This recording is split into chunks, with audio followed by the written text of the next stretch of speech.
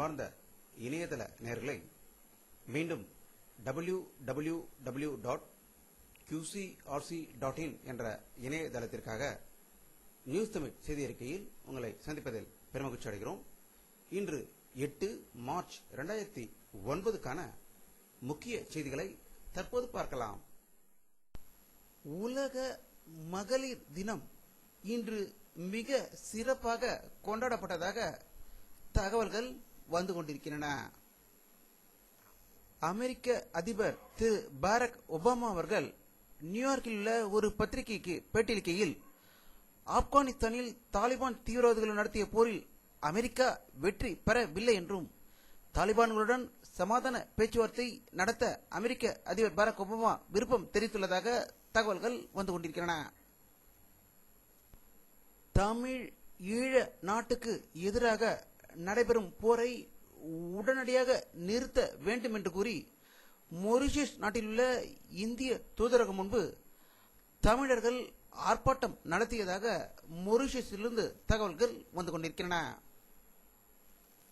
அமெரிக்க அதிபர் திரு Barack Obama அவர்கள் தாலிபான்களுடன் பேச்சுவார்த்தை நடத்தப்படும் என்று கூறியிருப்பதை ஆப்கான் அதிபர் திரு ஹமீத் கர்சாய் வரவேற்று உள்ளதாக தகவல்கள் வெளிவந்து கொண்டிருக்கின்றன. ஈராக் தலைநகர் பாக்தாத்தில் போலீஸ் பயிற்சி கல்லூரியின் பிரதான நுழைவாயிலில் தற்கொலை படையை சேர்ந்த ஒருவர் நடத்திய தாக்குதலில் 26 பேர் பலியானதாக ஈராக்கிலிருந்து தகவல்கள் வந்து கொண்டிருக்கின்றன.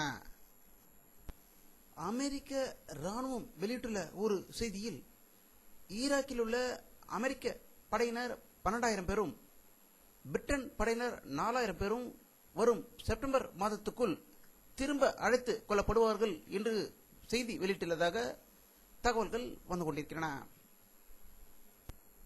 தேர்தல் விதிமுறைகளை மீறும் அரசியல் கட்சிகள் மற்றும் வேட்பாளர்கள் மீது கடும் நடவடிக்கை எடுக்க வேண்டும் என்று மாநில தலைமை தேர்தல் அதிகாரிகளுக்கு இந்திய தேர்தல் ஆணையம் உத்தரவிட்டுள்ளதாக டெல்லியிலிருந்து தகவல்கள் வந்து கொண்டிருக்கின்றன. பாரதிய ஜனதா கட்சிக்கு அதிர்ச்சி வைத்தியம் கொடுத்திருக்கிறார் ஒரிசா முதல்வர் மற்றும் பிஜு ஜனதாதள கட்சி தலைவருமான நவீன் பட்நாயக். ஒரிசாவில் பாரதிய ஜனதாவிற்கும் பிஜு ஜனதாதளத்திற்கும் இடையே கடந்த 11 ஆண்டுகளாக நீடித்து வந்த கூட்டணி தொகுதி பங்கீட்டில் பேச்சுவார்த்தை தோல்வி அடைந்ததை அது முறிவடைந்தது.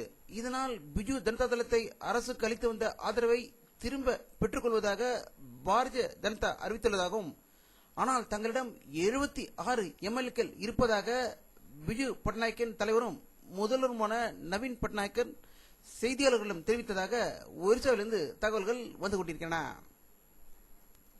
மார்க்சிஸ்ட் கட்சியின் முதல் வேட்பாளர் பட்டியல் இன்று டெல்லியில் வெளியிடப்பட்டது. டெல்லியில் நடந்த மத்திய குழு கூட்டத்திற்கு பிறகு வேட்பாளர் பட்டியல் வெளியிடப்பட்டது. இதில் மேற்கு வங்கம், பீகார் மற்றும் குஜராத் உள்ளிட்ட 16 மாநிலங்களுக்கான 59 பேரின் பெயர்கள் இந்த பட்டியலில் இடம்பெற்றிருந்ததாக புதுடெல்லியில் இருந்து தகவல்கள் வந்து கொண்டிருக்கின்றன. பாரதிய ஜனதா கட்சி தலைவரும் பிரதம வேட்பாளருமான திரு எல்.கே. அத்வானி அவர்கள் நாகர்கோயிலில் தன்னுடைய பிரச்சாரத்தை தொடங்கிய போது இலங்கை பிரச்சனையில் மத்திய அரசு தோல்வி அடைந்து விட்டது என்றும், இலங்கையில் உள்ள தமிழர்களின் உணர்வுகளை தமிழக மக்கள் கவலைப்படுவது பாராட்டு கூறியது என்றும், ஆனால் மத்திய அரசு இலங்கை தமிழர் நலம் காக்கப்பட வேண்டும் என்று சிந்திக்க கூட பார்க்கவில்லை என்று ஒரு கடும் குற்றச்சாட்டை மத்திய அரசு மீது திணித்ததாக தகவல்கள் வந்து கொண்டிருக்கின்றன. இதற்கிடையில் இன்று மகளிர் தினத்தை கொண்டாடுவதொட்டி அவர் தன்னுடைய தொண்டர்களுக்கு SMS மூலம் வாழ்த்துக்கள் அனுப்பியிருப்பதாக தகவல்கள் வந்து கொண்டிருக்கின்றன. சென்னை உயர்நீதிமன்றத்திற்கு புதிதாக நியமிக்கப்பட்டுள்ள தலைமை நீதிபதி ஹேமந்த் லட்சுமணன் கோகலே இன்று ஆளுநர் மாளிகையில் வழக்கறிஞர்கள் சங்க பிரதிநிதிகளை சந்தித்து பேசினார். அப்போது தான் முறைப்படி பதவியேற்ற பிறகு வழக்கறிஞர்களின் கோரிக்கைகளை பரிசீலித்து நடவடிக்கை எடுப்பதாக நீதிபதி உறுதி அளித்துள்ளதாக சென்னை ராஜ்பவனிலிருந்து தகவல்கள் வந்து கொண்டிருக்கின்றன. சென்னை பல்லாவரத்தில் நேற்று இரவு நடந்த பாமக இளைஞர் சங்க உறுதி ஏற்பு மாநில மாநாடு அதனுடைய தலைவர் டாக்டர் ராமதாஸ் அவர்கள் முன்னிலையில் புகை, வன்முறை, தீவிரவாதம், ஆபாசம், பெண் அடிமைத்தனம், வரதட்சணை ஒழித்திட வேண்டும் என அம்மாநாட்டில் மத்திய அமைச்சர் அன்புமணி ராமதாஸ், ஜி.கே. மணி மற்றும் தொண்டர்கள் உறுதிமொழி எடுத்துக்கொண்டதாக தகவல்கள் வந்து கொண்டிருக்கின்றன. கர்நாடக மாநில ரஜினி சேவா சமிதியின் சார்பில் இன்று ஞாயிற்றுக்கிழமை பெங்களூரில் உள்ள மகாத்மா காந்தி சாலையில் உள்ள மகாத்மா காந்தி சிலை அருகே இன்று காலை 10 மணி அளவில் இலங்கை தமிழர்களுக்காக அமைதி போராட்டம் நடைபெற்றதாக செய்திகள் வந்து கொண்டிருக்கின்றன. இந்திய கம்யூனிஸ்ட் கட்சி தலைவர் திரு ராஜா டெல்லியில் வெளியிட்டுள்ள ஒரு செய்தியில், இந்திய அரசாங்கம் இலங்கைக்கு ராணுவ உதவிகளை கொடுப்பதை முதலில் நிறுத்த வேண்டும் என்று கூறியதாக டெல்லியில் இருந்து தகவல்கள் வந்து கொண்டிருக்கின்றன. தமிழக முதல்வர் திரு கருணாநிதி அவர்கள் இன்று தன்னுடைய பேத்தியின் திருமணத்தில் கலந்து கொண்டு பேசுகையில், போலீஸ்காரர்களும் வழக்கறிஞர்களும் என்னுடைய 2 கண்கள் என்றும் உயர்நீதிமன்ற வன்முறை சம்பவம் தொடர்பாக விசாரணை நடத்திய நீதிபதி கிருஷ்ணா அறிக்கையை வழக்கறிஞர்கள் ஏற்க வேண்டும் என்று வேண்டுகோள் விடுத்ததாக தகவல்கள் வந்து கொண்டிருக்கின்றன.